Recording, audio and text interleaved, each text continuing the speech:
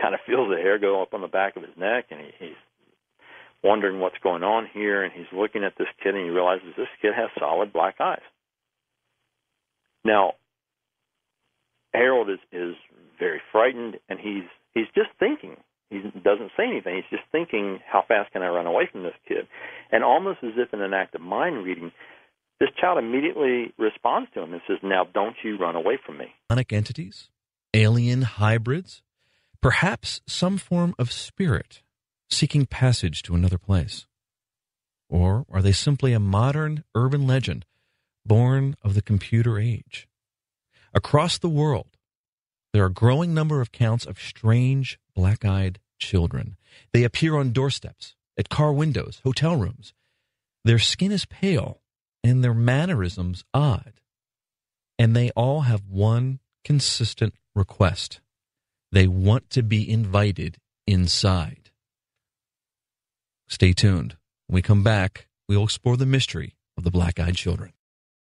Welcome back to Coast AM. My name is Rob Simone, filling in for George Norrie. And we're about to bring on our second guest for the show, David Weatherly. He is someone who has been exploring the strange, the unknown for 35 years. His recent book is called Black-Eyed Children. David, welcome to Coast AM. Good evening, Rob. How are you? I'm great. How you doing? I'm doing wonderful. Well, this is a real mystery, and it's kind of creepy because there's something about children when they're alien and they're strange that just scares the hell out of people. It's very creepy, and part of the aspect of this phenomenon that's so strange is that there's a psychological component to it.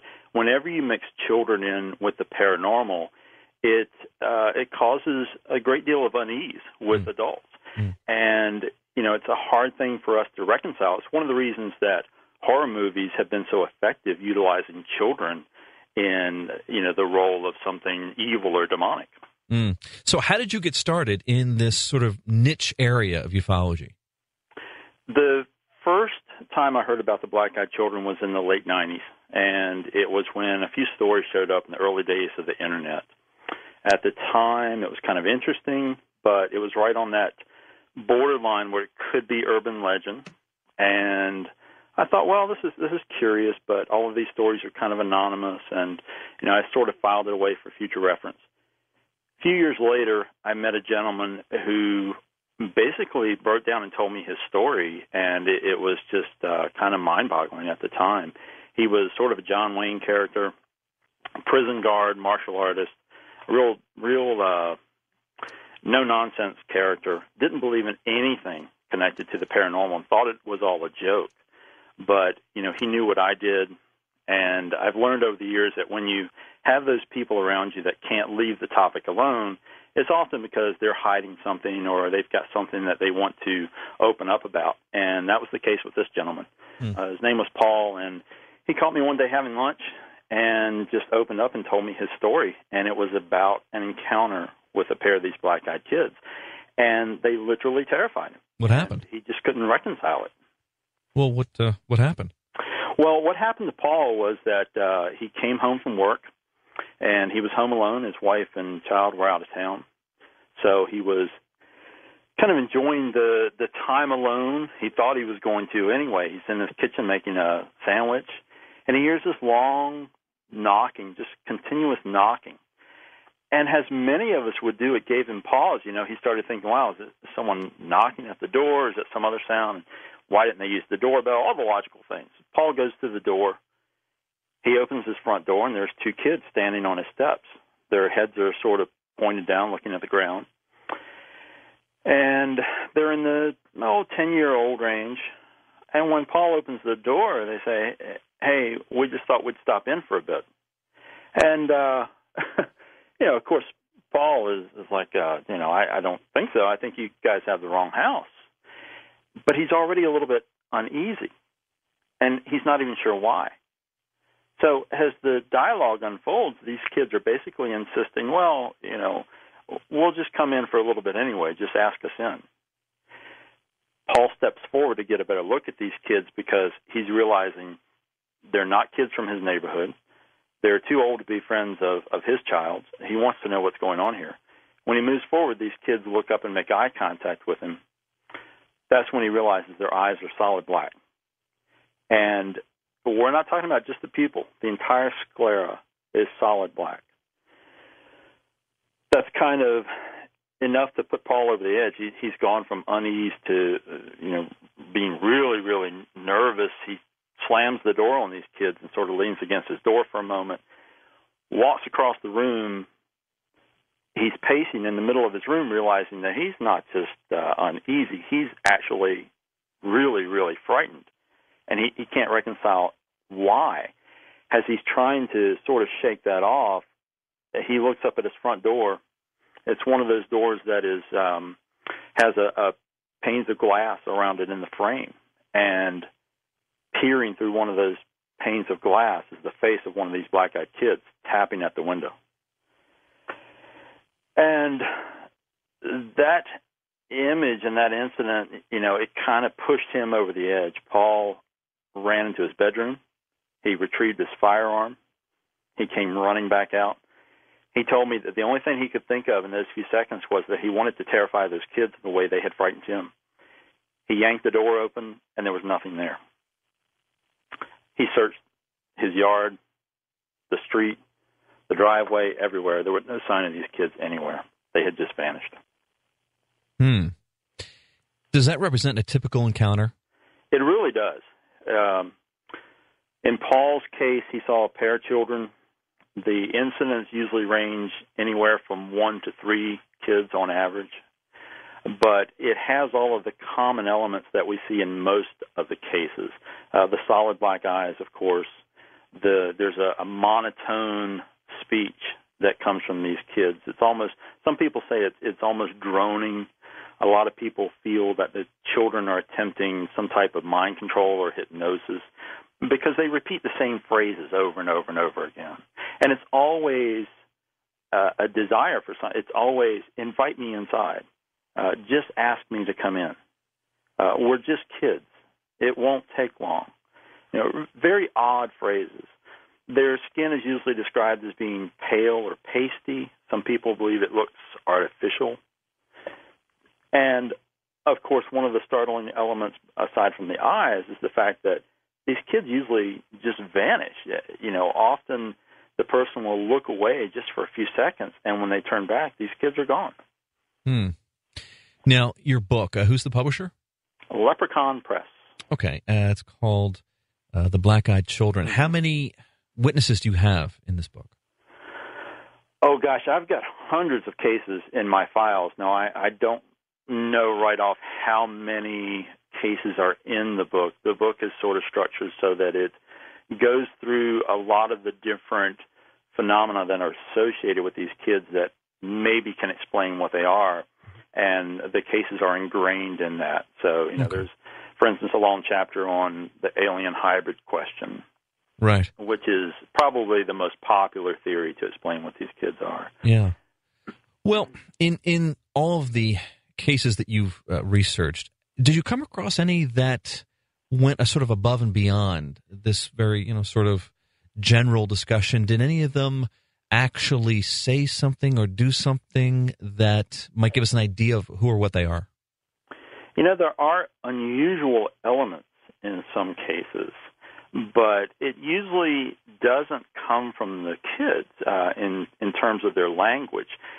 Mostly what we hear is sort of an awkward use of language and odd phrases, and as I said, that are often repeated over and over and over again. I'll give you an example. What I consider one of the creepiest cases came out of Dallas, Texas, and it was a gentleman he came home from the store.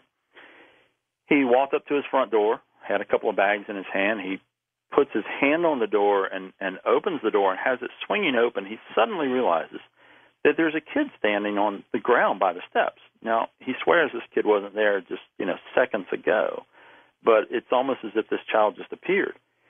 He turns and he looks at this boy who is staring directly at him, and he sees the solid black eyes, the pale skin, this child looks at him and says, "Is it food time?"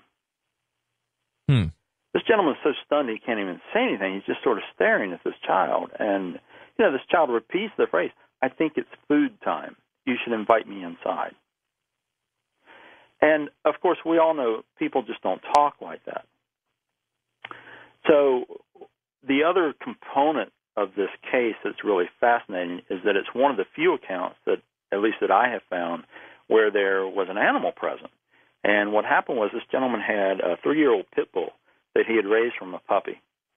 He heard this pit bull in the back of the house barking, and he could hear it running through the house because he has solid wood floors. He glanced into his front door. He has a long hallway that leads back to the living room. He saw the pit bull turn the corner, charging for the front door, just angry and at full bore. This dog ran towards the front door. When he almost reached the entrance, he put the brakes on. And you can imagine, a dog on a solid wood floor, it's the old Scooby-Doo thing. This animal he fell over himself onto the steps. He jumped up, head down, tail between his legs, whining, and ran back in the house. So when this dog got within range of that child, it went from a ferocious attack animal to just a cowering, whimpering dog that ran into the house, hid under the bed in the master bedroom, and wouldn't come out for days. Now, this gentleman seeing his dog act that way, it really kind of pushed him over the hedge. He ran in the house. He slammed the door. When he was telling me the story, he said, I've seen this dog take down rattlesnakes, snap them up and bite them in half. And he's never seen this animal afraid of anything. Yeah, very but now, odd behavior. All of a sudden, it's terrified of a child. Yeah. Well, okay. Obvious question. Any of these sightings of these children involve additional sightings of UFOs, things like that? A very small number. A very small number. It's interesting because when I look at a typical case, I always look at all of the correlations, because one of my fascinations with the paranormal is, like these hot spots around the country that are concentrations of a high degree of activity, whether it's UFOs, cryptids, hauntings all across the board. And when I look at these cases, I always look for any kind of correlation in the area and within the individual's experience. And it just doesn't happen very often, which that in itself I think is kind of odd. Yeah, it's telling in its own way. Well, okay, so let's get a picture of this. Where do most of these cases happen? Any particular place in the U.S.? Are they worldwide? Are there clusters? They're worldwide at this point. And I think part of the reason for that is that over time, as more people have heard about this phenomenon, they come out and say, "Oh my gosh, that's what I saw." I can't tell you how many people have contacted me and said, "I had no idea. I thought I was the only one who had ever seen something like this." Okay. So they're telling their story, and their story, can be anywhere from a couple of weeks ago to years ago. But when I started studying the cases myself, the initial cluster that I saw was in the Midwest of this country. Over time, that has really spread out. I have a lot now from Texas, the West Coast, but then international cases have started to come in. So I've got a lot from the UK, and I've got cases from Canada, South Africa, Australia. It seems to be everywhere now. Okay.